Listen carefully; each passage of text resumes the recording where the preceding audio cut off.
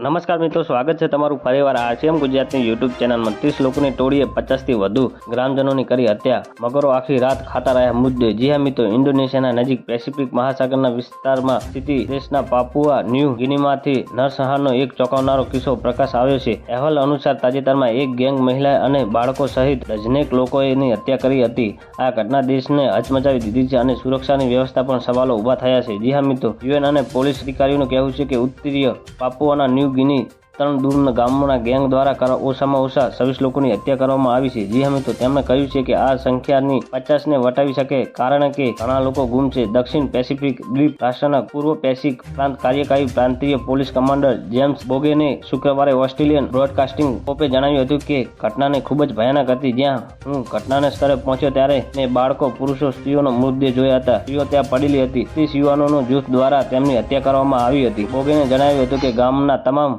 ઘરો બળી ગયા છે અને બાકીના ગ્રામજનોને પોલીસ સ્ટેશનનો આશરો લઈ રહ્યા છે। બોજેનના જણાવ્યા અનુસાર ગામના લોકો હુમલાખોરોના નામ જાહેર કરવામાં પણ ડરે છે। તેમણે કહ્યું છે કે રાત્રે કેટલાક મૃતદેહો નજીકના સ્વયંમાંથી મગરો ઉઠાવી ગયા હતા અને ફક્ત તે જ સ્થળે જોયું જ્યાં તેની હત્યા કરવામાં આવી છે। લોકોના માથા કાપી નાખવામાં આવ્યા હતા। બોજેને કહ્યું છે કે હુમલાખોરો છુપાઈ ગયા છે, હજુ પણ કોઈ ધરપકડ કરવામાં આવી નથી। તો મિત્રો, ન્યૂઝની સતત જાણકારી મેળવવા માટે અમારી ચેનલને લાઇક, શેર અને સબસ્ક્રાઇબ કરી લેજો। ધન્યવાદ। જય હિન્દ।